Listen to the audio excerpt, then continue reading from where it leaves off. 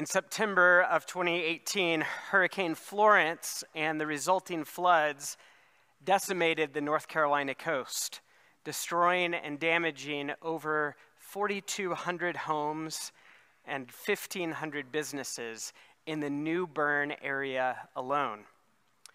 Soon after, Presbyterian Disaster Assistance stepped in to begin the long work of repairing and restoring and putting the pieces back together, not just of buildings and homes, but of people's lives. They put together teams to embody the love of Christ through tangible work with hammers and nails and paintbrushes, trim and flooring, and also through listening, empathy, prayer, small acts done with great love. We, First Presbyterian Church, is putting together a team to go to New Bern this summer, July 2nd through 8th. And we're doing this to help others, to be that tangible expression of God's love and presence and healing. And we're also doing it to make room in ourselves for God to shape and form and transform us. Loving and serving others does something to us. And serving together does something to our community and congregation. One of the things that stood out to both Shannon and to me when we were discerning our call to First Pres was the commitment that we saw in the strategic plan to intergenerational ministry. That was so important to both of us, and it's so important to this congregation.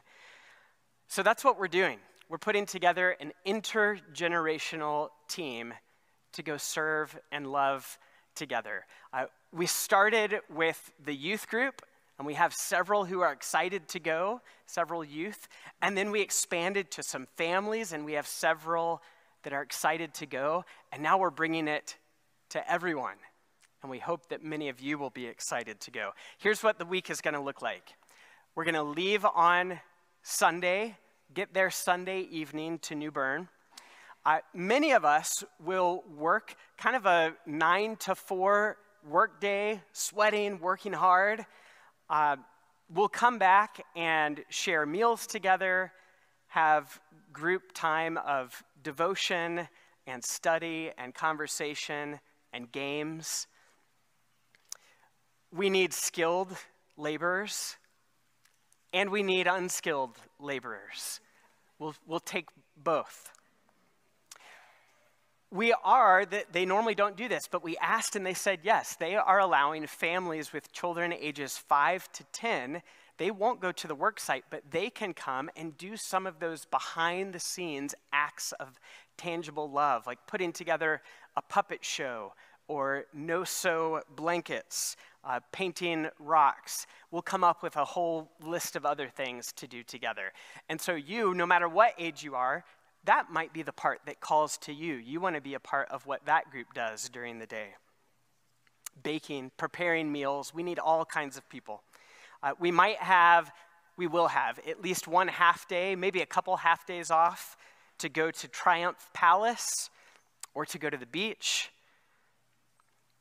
Patrick told me this might be the most important part for you to hear. It's not a hotel room situation. You won't be completely by yourself with a TV in your room, but there are multiple rooms, and so families will get to stay together.